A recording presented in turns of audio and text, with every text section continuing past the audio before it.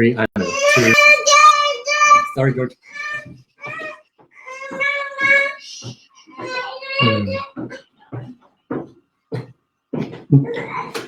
Oh, it's always going to happen. Morning, Foundry. We're just going to give folks a second to join in with us.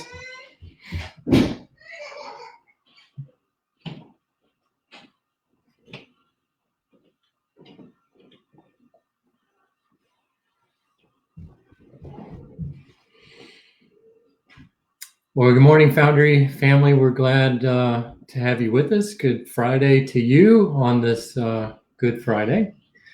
Today, I want to take a minute in light of everything that's happening around us with the pandemic and in light of stay-at-home orders. There have been upticks in the numbers of reports around domestic violence cases. And we wanted to take a minute today and do some education around relationships and what are some signs of healthy and unhealthy relationships.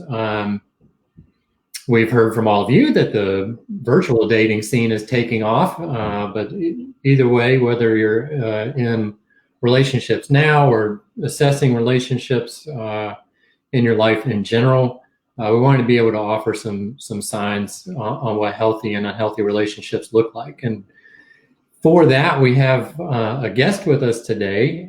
Joining us from the One Love Foundation is Emily Lloyd, and she's an engagement manager with the One Love Foundation. I ran into Emily through a program that we were both in at Georgetown, which has since been postponed, not canceled. But I'm going to bring Emily in, and it'll just take her a second to come into the stream, and we'll have a chance to talk with her. Hi, Emily. Hello, Ben. Thanks for joining us today and making time to be with the Foundry family so we can talk a little bit about what One Love does in their education efforts and some of the signs around healthy and unhealthy relationships. And I'm just grateful to you. I'll mention to anybody that's watching, Emily is in New York City. So we'll start with Emily. Are you okay? Yes, thank you for having me. I am doing great. I am just working from my tiny little apartment every day, and so far staying safe and healthy, which is all you can really ask for. Great. So will you talk to us a little bit about One Love and y'all's mission and the kind of work that you do around education? Yeah. So One Love was initially founded back in 2010 after a young woman named Yardley Love, who was a senior on the lacrosse team at the University of Virginia, who was killed by her ex-boyfriend just about 3 weeks before she graduated from UVA in the spring of 2010. But it really took her family and friends a while to understand that her death was not just a one-time drunken act of violence and really had been an ongoing abusive relationship. And that in fact, it was, there were signs that her relationship was unhealthy and abusive, and that her friends and the people around her just didn't understand that the behaviors they were seeing were signs of anything dangerous. And so kind of after the trial and after learning about how kind of her relationship really had escalated more than they thought, her family decided to turn this foundation that was initially created just to honor her memory in a positive way into an educational foundation that educates young people about the differences between healthy and unhealthy relationships before they turn into abuse. Because I don't know about you, but before I started at One Love, even when I was working in the domestic violence space at different crisis centers, we have this idea, we make it seem like our relationships are either perfect, one or more people are cheating, which inherently makes it terrible, or they're physically abusive. And we have this idea that you either fall into one of those three categories and there's no in between, which is obviously not true. But kind of when we have that mindset, it makes it really hard and scary to just talk to each other in an honest way about our relationships, because we don't want to offend anyone, or we don't want to make it look like we're intruding on anyone's or accusing them of anything. So, which only causes more isolation and confusion around it. So I think one of the things that Yardley's family really realized was that it wasn't that Yardley and her friends didn't know that there were resources for people who were in abusive situations, both at UVA and in Charlottesville. It was that they didn't realize that they needed those resources or that they applied to them. And so Sharon Love, who's Yardley's mother, really said that she wanted to be able to talk to young people in a language that they can understand. And that became kind of the guiding force behind what we do. And it's really about connecting young people to these conversations about what healthy and unhealthy means, and recognizing that 100% of us will do unhealthy things in our relationships, both romantic relationships, but also friendships, family relationships. These unhealthy behaviors that we see do not make us bad or abusive people. We all do them. It's learning to honestly recognize them and talk about them in a way that seems relatable and normal, so that if we do recognize that these unhealthy behaviors are escalating or turning into something that looks more like abuse, then that's kind of, hopefully we're already having those conversations in a way that's less judgmental. And so then people can recognize when they see those bigger signs and know what to do. And that's great. And I mean, down here in the DC region, it was a national story when that happened at UVA, but we also have alumni of UVA. So I know that they are familiar, and I remember it from the news cycles here. And that was impactful for the area. And you've already touched on some of this, like these signs are not, they may come up in other relationships, not just intimate partners or romantic partners, but friends and possibly even institutions, I suppose. For us in the church, that is important. Like, how do you relate, and especially in the Methodist Church right now, how do you relate to your local church, but how does the local church relate to a denomination? There could be signs of healthy and unhealthy relationships there as well. Definitely. So Emily, can you show us, if you've got that screenshot, can you show us kind of the list of the 10 signs of healthy relationships and the 10 signs of unhealthy, or we can talk them through either way? Yeah, I can pull it up. 1 second. And friends, we're dropping in the links onto the comment section, so you can see these on One Love's website as well. But we'll pull these up on the screen for you right now. Can you see that, Ben? Yes, and I believe it should be just soloed there for everybody who's watching, so you can just talk it through. Yeah. So, and there's links to these signs with definitions on our website as well. But I think it's helpful to just see kind of the juxtaposition of the signs of a healthy relationship directly next to the signs of an unhealthy relationship. And again, what's really important about this is that it gives us a common language to talk about everyday behaviors that we see.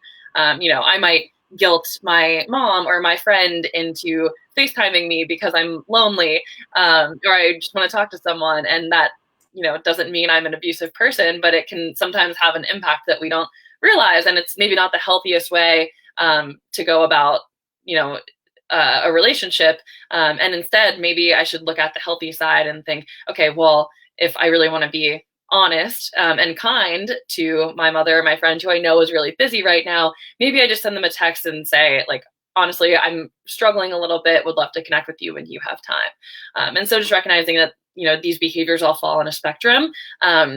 We do some of these things in our lives every day, and it doesn't make us bad or abusive people. But giving us this common language is helpful, because if you see that in a relationship or even in a friendship, someone is checking off like 7, 8, 9, 10 of these in all the same relationship, and they're doing them on a consistent basis, then that's really something to worry about. And the 10 signs of an unhealthy relationship, basically when you put them all together, it equals control. And someone who is doing all of these behaviors or many of these behaviors at once, usually you would recognize as kind of like a controlling person. Whereas the 10 signs of a healthy relationship, we like to say that if you put all of those together, it equals healthy communication. And so if you can, honestly express and put words to what you're seeing and experiencing, and we hope that these words help people do that. I think we're just able to more openly talk about our relationships in a way that's not judgmental, that we feel like we can share our experiences with our friends and our family. And at the end of the day, we can all do better. One love's way of saying it is we can all love better in our relationships, and every one of us can learn to recognize when we do or when we see some of these unhealthy things and think, how can I respond in a healthy way next time? How can I pivot toward healthy? And if we lived in a world where everybody did that every day, we'd live in a world inherently where abuse didn't exist. And so that's kind of our model. And in class, I think in class they forced you into it. They made you say it. I think you ended up saying like, building or visioning a world where violence in relationships doesn't exist. That's what we're aiming for. Yeah. So some of the questions that had come up were related to, like, in light of our current situation with the virus going on, with stay-at-home orders and things like that. When we see the sign on the unhealthy side of isolation, and when we see the healthy sign of like independence, that seems like it might come up more for people right now if they're like looking at their relationship and they're like, well, yes, I am feeling isolated, or no, I can't find any independence right now. Mm-hmm. Are there ways to help people like differentiate between like what's present because of our current situation and added stress versus what might be happening already in that relationship? Yeah. So, and this goes along with, I think, one of the questions I see on the side about like, how do you pivot toward healthy? At the end of the day, like, being able to honestly express how you feel without placing blame on the other person is a really key thing to learn when it comes to healthy communication. And so just being able to recognize like, oh, I am feeling either isolated and I should reach out to someone other than maybe the partner who I'm with, or even, I'm feeling really maybe trapped and I know I need some independence. How do I explain that to my partner without making them feel bad? Like me saying I want to go for a walk by myself, even though maybe we usually go for a walk together. There's a way to do that can be really kind to your partner. So instead of just saying, I want to go for a walk by myself today, I just need space, let me be, you can just be more honest about what you're experiencing and say, I'm feeling a little bit trapped. I feel like I need my own personal space. It would make me a happier person. And I, would be so much healthier if I just took a 30-minute walk by myself and then was able to come back and be fully present with you. So not just necessarily expressing like, here's what I'm going to do, but saying, here's what I'm feeling. And this is what I think is a good solution to that. I just want to keep you in the loop and would love to hear your feelings too. Makes that a healthier situation. And so just, if you can think of something as like, sharing your feelings first and then having an open conversation instead of just saying, here's what you did that was bad, or here's what I did that was perfect, or what I'm doing, and talking about feelings in a more open way is usually helpful. And some of that, as the health of the relationship builds or the health of the relationship comes out, those types of conversations probably get easier and received better in the first place. Exactly, yeah. And it goes along with the sign of healthy conflict too. I think people are naturally going to respond to conflict in whatever way they've learned has worked for them in the past. And that doesn't mean it can't change. You'd be surprised, I think, the number of people, myself included, who, the way my parents handled conflict was the way I thought was the only way to handle conflict. And, throughout my relationships and friendships, I've learned that, there are other ways. I don't have to like run out of the room or scream at someone to get what I want. And just learning how to do that and being honest about what you struggle with is really helpful. So another one that came up similar, like because of the because we're now like pushed into our spaces and asked to stay home, it is the sign around healthy relationship and comfortable pace. And anecdotally, we had heard from some people who, they were in earlier stages of a relationship and suddenly, this hits and they're in a space where they're feeling like maybe they need to be trying to provide financial support to kind of a newer romantic partner, or possibly be like, do we want to be, isolated together? Like, where are we? And so that comfortable pace thing is maybe getting pressed for some people. Are Are there ways to think about that in this current time? Yeah, definitely. I mean, I've seen it in a lot of my friends and relationships too. If you go from maybe seeing each other like twice a week or once a week in a newer relationship to suddenly having to make a decision about whether you spend 24/7 together or essentially no time together for the unforeseeable future, which is really scary, I think, in either direction. And people who make the decision to quarantine with their partner that might be newer, and suddenly it feels like you're living together but not even going to work and leaving, like you're literally on top of each other. It's a really hard situation, and definitely comfortable pace is kind of going out the window. But there are still ways that you can keep that up. I think talking to each other about what independence means to you and how you're able to be your own person and still in that relationship is really important. One of the things one of my colleagues says a lot, which I love, is that a relationship, shouldn't automatically turn from I to we. It should look like a Venn diagram, like two circles that come together, and there's an amazing part of you in the middle that can be really healthy that both of you do together, but you still have your own selves. And so openly communicating with each other about what that means and what are the things that you still want to do, have the FaceTime calls or the Zoom calls with your friend group that maybe your partner does join some of them, but there are also ones that you have separately because you're still your own person too. And that right there, that is some classic relationship counseling right there. The two rings don't, if it's a hula hoop, they don't come over top of each other in such a way that you only see one hoop. They are two independent entities that come together in some special ways. That's great. So another question that had popped up in terms of the added stress of this situation is like, but also just in everyday relationship, the ability to argue or fight well, I suppose. And so you layer in the extra stress. How do you, even in a regular situation, how would you sit there and say, okay, is this a healthy fight? Is this an unhealthy fight?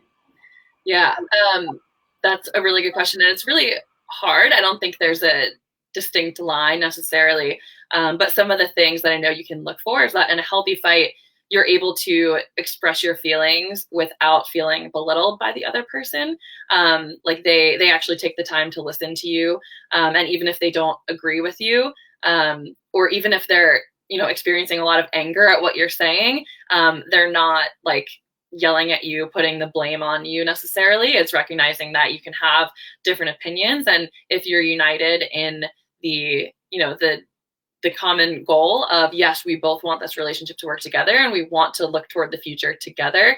And that is kind of the thing that unites you. Then, you can figure out a kind of a compromise in which you are going through conflict in a healthier way. And basically in a healthier way, like I said, you're listening to the other person. You give them time to speak.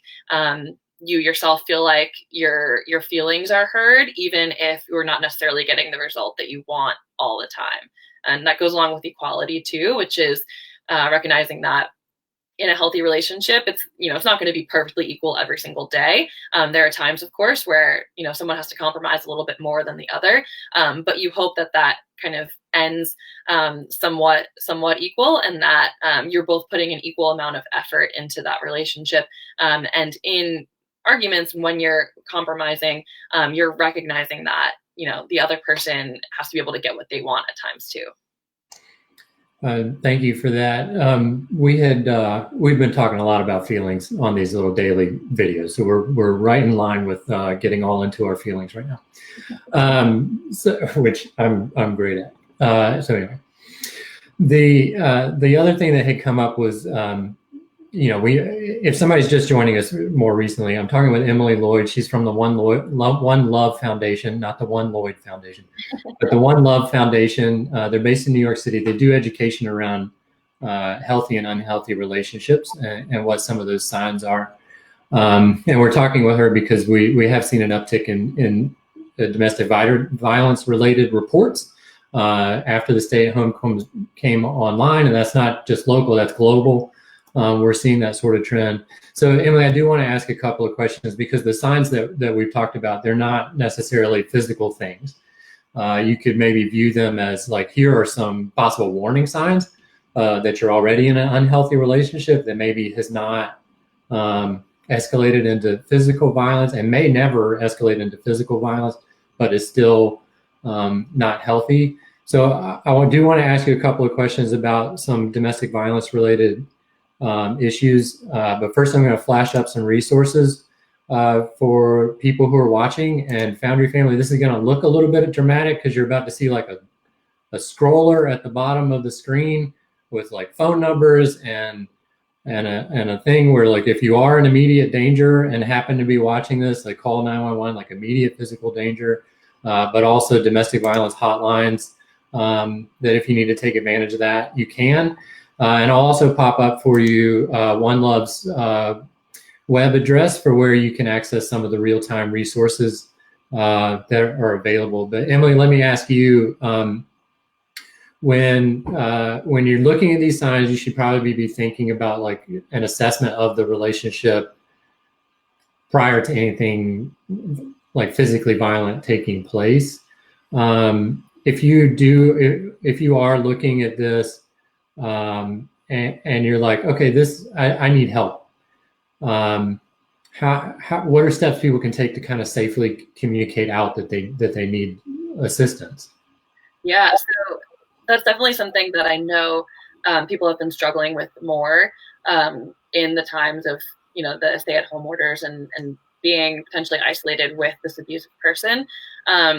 And I know some states are actually seeing like a decline in calls to hotlines because people are unable to call. Essentially, you're not going to be in the same room as someone who's abusive and just start sharing all the reasons why you think you're in an unhealthy or abusive situation. It's really difficult. And so some of the things that I know, counselors and advocates and professionals are saying is to do everything you can to take advantage of the orders that the government has said, or suggestions that the government has said, like taking a walk. Exercise is one of the things that you are totally allowed and encouraged to leave your house to do. If you can even say that you're going for a run, maybe you end up going for a walk, bringing your phone and calling one of these hotlines. Even going to the grocery store by yourself and calling on the way, kind of using the things that are already we've been told we're supposed to do.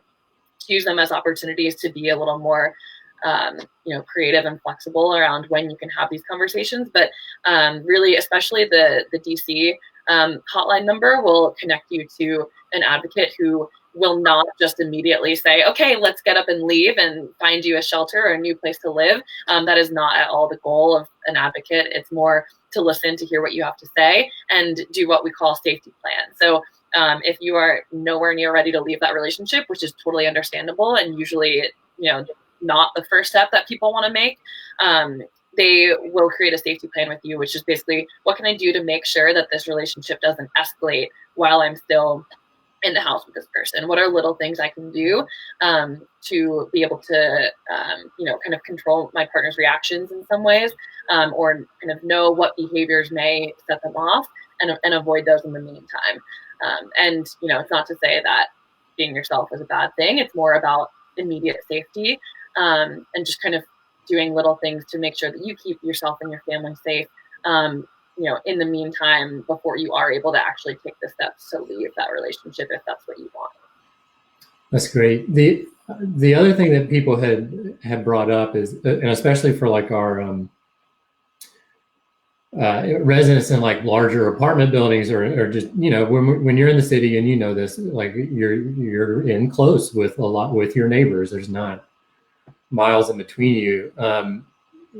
Is there ever a case where you're intervening? I would say, like, for my people, I'm like, no, like domestic violence situations are way more likely to end in a death for the person trying to respond. So access the appropriate authorities if you're feeling like somebody is actively being harmed. But I think for the signs, it's more about raising the consciousness of the community so that you can kind of observe behavior either in your own relationship or in somebody else's, and be able to like name the unhealthy behaviors or the healthy behaviors. But if you're doing that, like, are there any tips on like interacting with somebody if you feel like you're observing unhealthy behavior in their relationship? Definitely. So I think regardless of how well you know the person, one thing that's really kind of helpful to keep at the root of your thought process is how am I showing that I'm there to support them regardless of what situation they're in? Whether they're in this relationship or whether they leave it, this person should know that I'm here to support them regardless. And so, even if that means you're worried about like a neighbor, just that you might hear signs of them arguing a lot.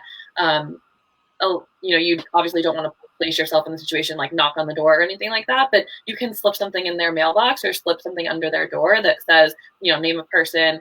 I live at this apartment number. Here's my phone number. If you ever want a friend to call and talk to, I'm here. Or something like that can really go a long way. And then if it's really a friend or someone you feel a little bit more comfortable talking to, we talk about make the conversation about the person who you're worried about, and focus on the behaviors you see instead of the people who may be doing those behaviors. So if I'm friends with Ben and I notice some of these unhealthy things that I've been seeing, my job is to say, Ben, like, how's everything going?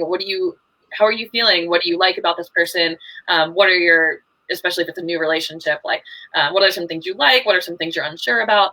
And then just even being able to name, like, I noticed that you're on your phone 24/7 with them. Like, how does that feel? And not making a judgment about what their behavior is, but just pointing out something really simple that you see. A lot of times in the real world, we talk about, like, I noticed that you're showing up a little bit late to work or to practice or to whatever it is. Are you okay? I'm your friend, and I am here to make sure you're healthy, and I'm gonna keep checking on you because that's what friends do. And it's not saying that I think you're in a bad relationship or I think your partner is a terrible person or I think they're bad for you. It's saying I'm here and I'm here to support you whenever you're ready to have a conversation. And here are some things I'm seeing. Tell me what you think about them. That's great. And removing the person from it, talking about the behavior, always a helpful angle to come in with. Also, something I want to add too is that our first instinct is to want someone to leave if it's an unhealthy or definitely an abusive relationship. We just want that person to leave because we think that's the safest option. But actually, during a breakup or after a breakup is the most dangerous time in an unhealthy or an abusive situation. And someone who may not have been physically abusive before tends to maybe potentially act out in physical abuse during a breakup if they've been controlling in the past. So like I said, those 10 signs, if someone is doing, you see a lot of those behaviors popping up, it means that person is usually a little bit controlling.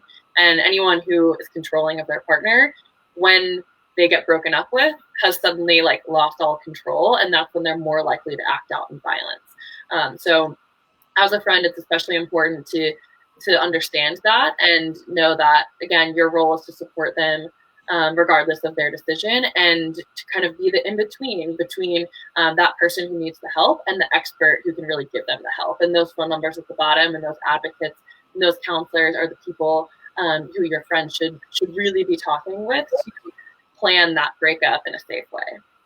Yeah, and thank you for that. And we'll just remind people, like, this is not something that you go, vigilante style and do on your own. Like, there are professionals who deal with domestic violence for a reason, and the biggest reason is because you as a bystander, you as somebody trying to help, can very quickly either further endanger the victim or yourself, and we definitely don't want to do that. Professionals are there.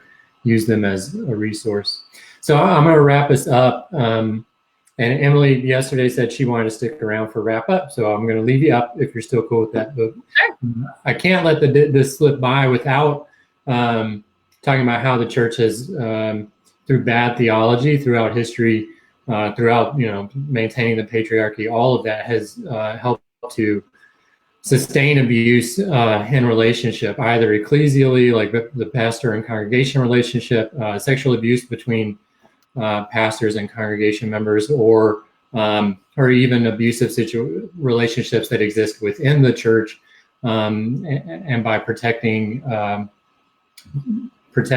perpetrator, either unconsciously or on purpose. So I can't let today go by without saying bad theology supports abuse, and I can't unpack all of it for us right this minute, but I do want to take a second to talk as we are shifting from Maundy Thursday last night, where we look at and talk about and this is a term that I think is twisted, but when we look and talk about sacrificial love, and we think about the scene on Maundy Thursday with Jesus entering into the space with the disciples and being in service to them out of love and washing their feet as a sign of sacrificial love that's not abusive.